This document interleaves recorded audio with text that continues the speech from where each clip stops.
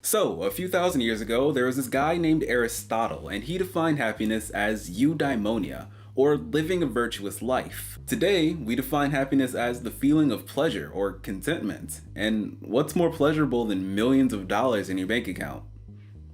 It would turn out quite a bit. I'm Travis, and this is Curious Tangents, and today we'll discuss if money can buy you happiness, and if so, how much does it cost? So the two most important characteristics in whether or not money can make you happy is how much money you had to begin with and how that money was made.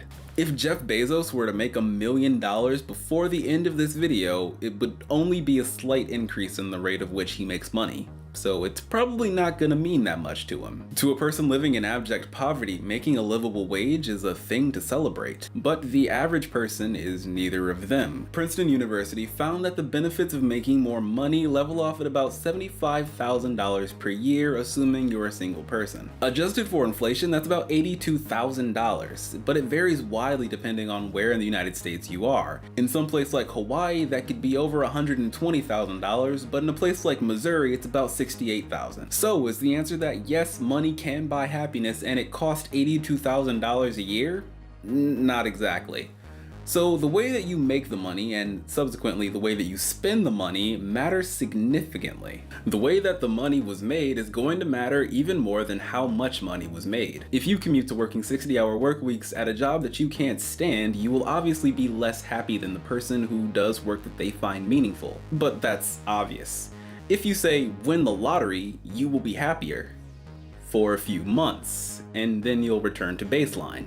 And then, statistically speaking, you'll probably be bankrupt. About 70% of lottery winners lose it all in the first 5 years. And by lose it all, I mean that you would make less money than you did before winning the lottery. You'd be bankrupt. Due to a phenomena called loss aversion, this will actually be more painful than winning the lottery was joyful. Even if you were part of the percentage of lottery winners that don't lose all their money, you would probably still rate your happiness as near what it was before you won. Paraplegics and amputees also tend to rate their level of happiness at about the same as before the event that caused them to be paraplegic. And this is because of a psychological process called the hedonic treadmill.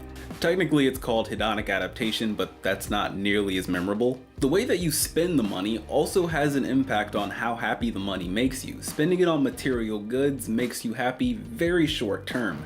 Spending it on experiences, especially if those experiences are with other people that you care about, tends to lead to long-term happiness. The new things that you buy will likely wear out over time, but those experiences that you have and the people that you have them with can last a lifetime. Spending money on gifts and charity is also beneficial to long-term happiness. Studies also done by Princeton University have shown that having a lower income increases the amount of pain associated with things that are already emotionally painful.